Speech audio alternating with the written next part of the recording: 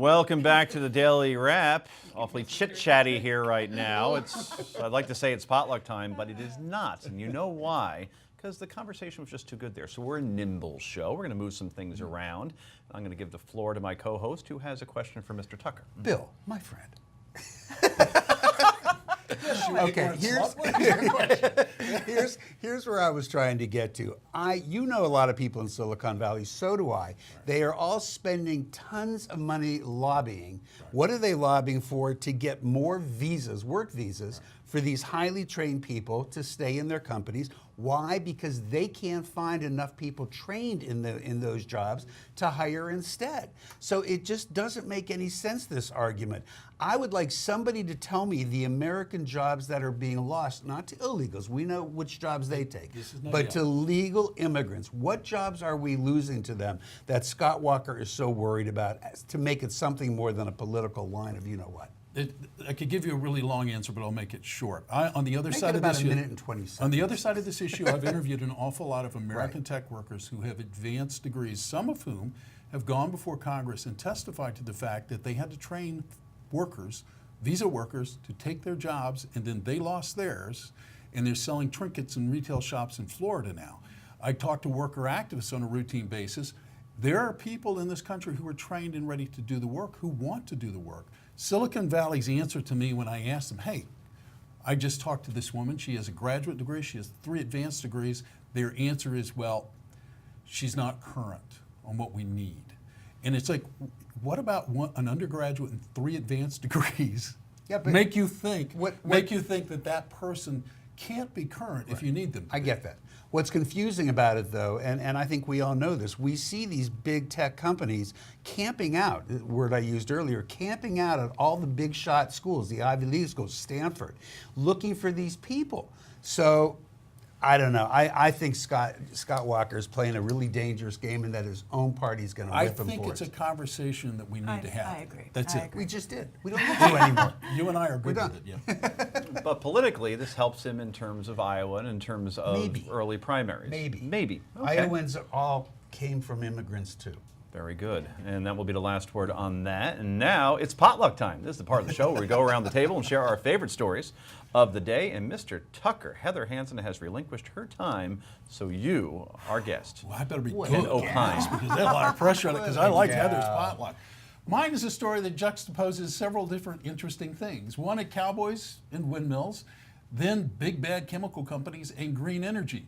Dow Chemical has announced that it has signed a deal with Bordas Energy in South Texas to buy 200 million watts of wind energy, with which they will use to power their Freeport manufacturing facility. 200 million watts, in case you're lost for that at home, is 55,000 homes in a year. So that's the energy equivalent. It's nice. It's all part of Dow Chemical's attempt to lower its carbon footprint. By 2025, they want to double that to 400 million. I like it because you've got a big chemical company, which a lot of people don't like because it's a chemical company, doing something which a lot of people do like, which is trying to move towards sustainable, renewable energy, and they're doing a very nice job. And I should just say, at the plant down there, it won't be totally powered by wind energy. They do have natural gas because sometimes the wind doesn't blow, so they have redundancies in energy supply to keep the plant operating 24/7. So to sum up, you just supported alternative wind I'm energy. a big, giant supporter. Yeah, but what about that damned Obama administration that's spending all this money to help you know, it? the Lone Star State has 10% of its electricity generated by wind energy versus 4.4% nationally. So I'm with you all the way, Lone brother. Star State is leading the way here on this particular issue. Right. I think, it's hard to argue what you just presented. I think, to your point, Solyndra is the first word that comes to mind, and it's a political just pitfall. But let's be Go honest in this about direction. Solyndra. It did fail, but the government makes lots of investments in companies like this. Some of them fail, just like anywhere else. The majority of them have certainly not failed, and if you look at the most recent numbers, we're going to make a profit on these investments while at the same time making a nice step forward in alternative energy. So it was the politics that made Solyndra the big name that it was. Yes, it failed. Yes, somebody there made some contributions that made it a little bit touchy looking. I understand. But it's a dishonest story like so many of them are. Well, you know, my problem with Solyndra really had to do with the fact I didn't understand why we were supporting alternative energy by particular companies. I didn't understand why we didn't do what we did with the semiconductor industry back in the 1980s, which is form an industry working group, fund the working group, have the technology shared with them. But I appreciate you saying that. You're right. And I objection. appreciate you saying it because too many Americans don't understand that it was the government that did fund. You're right in the way they did it, but they did fund the semiconductor industry. We rescued the semiconductor industry. You're absolutely right. That's right. And on that note, enough hot air in this room, but good hot air. Such horrible wordplay. You were trying to get in. Anyway, we have to take a quick break, but don't worry. When we come back, we'll have even more potluck for you, including from Rick and me and not Heather. This is the Daily Wrap, and it's only on Newsmax TV.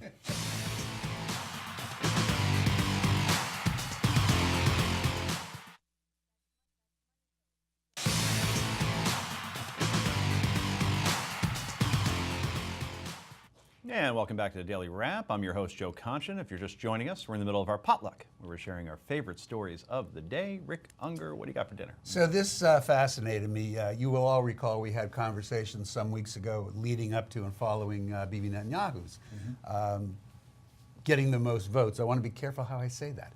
Getting the most votes during the election. And at that time, I was saying, you know, just because he gets the most votes doesn't mean that he is the new president of the country, or prime minister of Israel, because a lot of times we would refer to it that way, and I was being a stickler and going, no, he's not. He just got the most votes.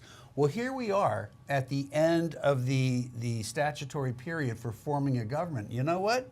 Bibi Netanyahu has not yet formed a government. Now, it's happened before. It's not like this is something really weird.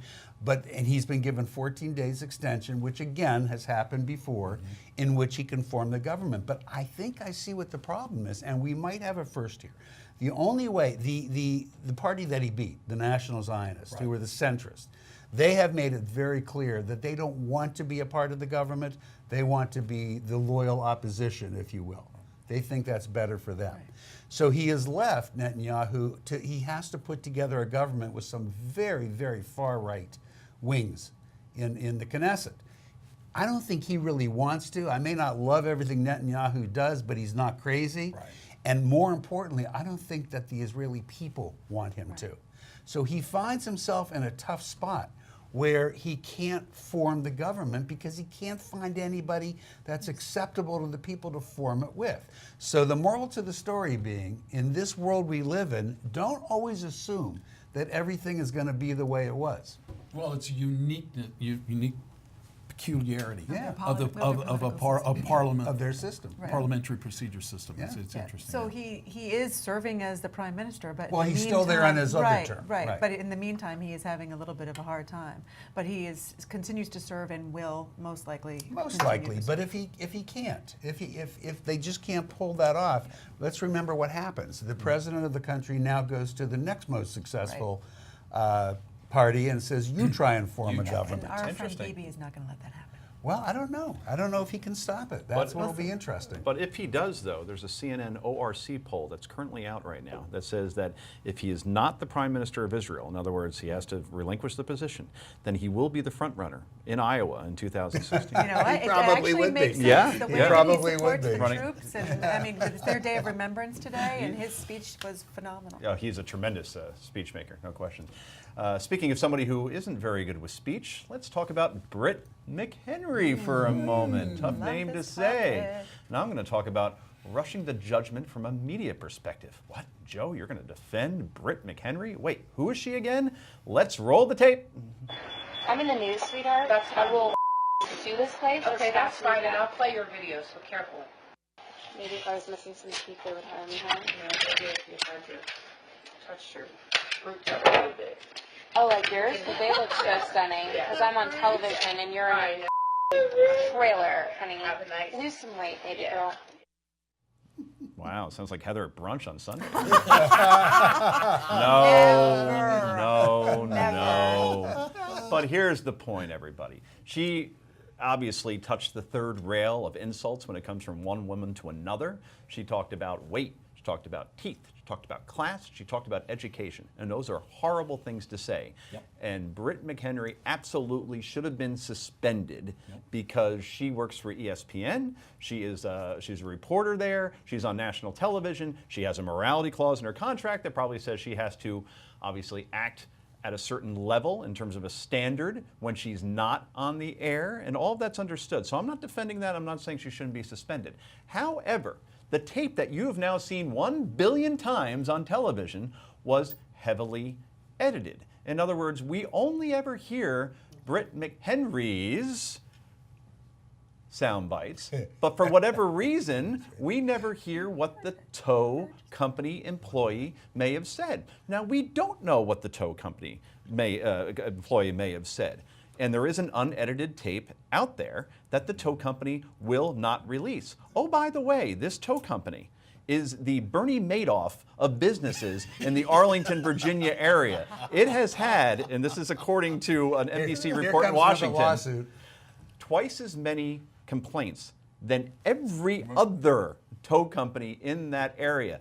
An F by the Better Business Bureau got 40 complaints just last year. They ignored 37 of them. They are notorious for horrible customer service. So all I'm saying here is there could be two sides of the story, and this goes from somebody berating a worker to just a nasty argument like Heather at brunch between two people. Go ahead, Hanson. You want on it?